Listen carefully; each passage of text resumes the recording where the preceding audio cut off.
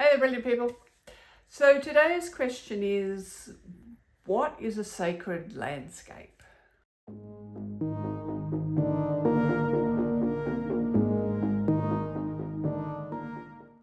So I love this question because I guess I love, sacred landscapes of more, some more than others, of course, because we all have our personal preferences. But what a sacred landscape is, it's actually, you could even say it's vibes. But essentially what it is that there are some places in the world that seem to have something of a different energy. And it's a really healthy energy, it's a really uplifting energy, it's an energy that helps you connect to the bigger parts of yourself. So, okay, we all know those feelings. And maybe we've experienced it in certain built environments, ancient temple, modern church, something. But these, like a sacred landscape, it's actually in the earth itself.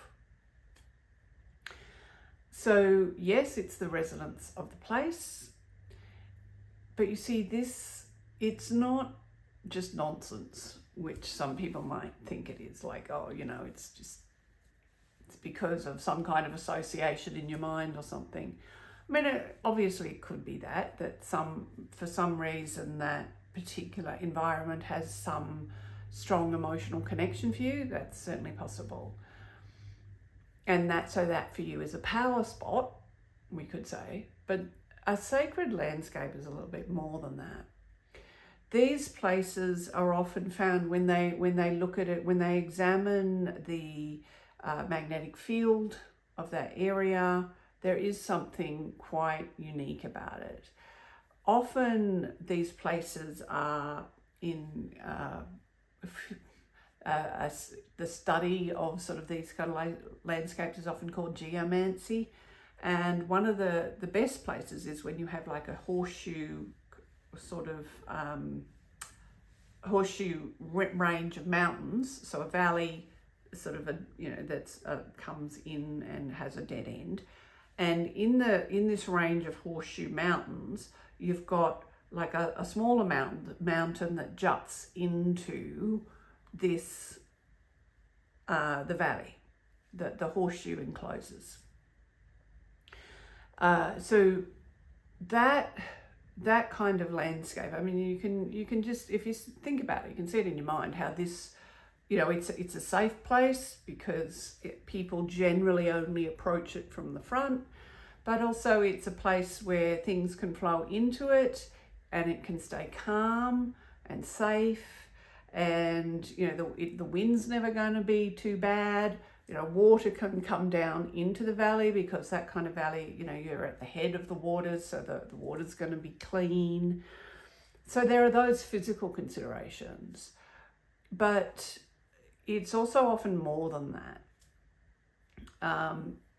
Like there is often, like under the ground, like you need sort of that kind of geological sonar and stuff to study these things. But they've found, when they have studied some of these environments, that there are also often where there is some kind of rock protruding into different kind of rocks, and it creates almost like a break in the way that the magnetism is flowing around or through the earth.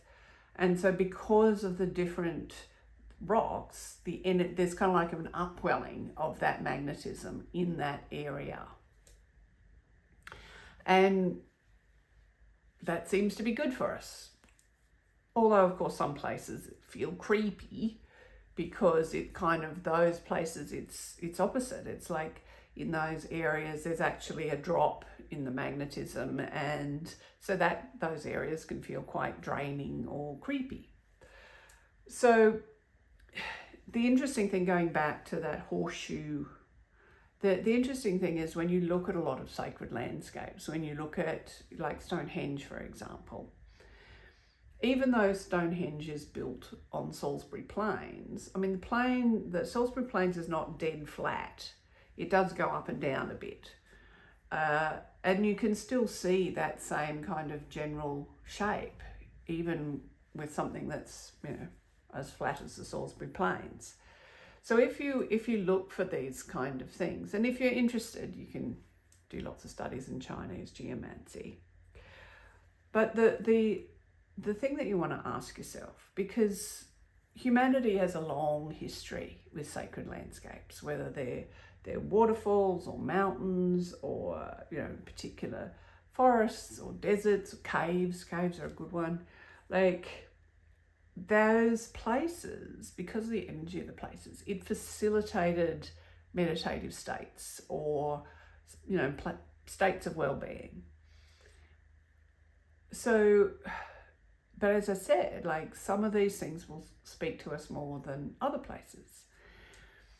So I want you to ask yourself, is there anywhere in your own local environment that feels quite sacred to you?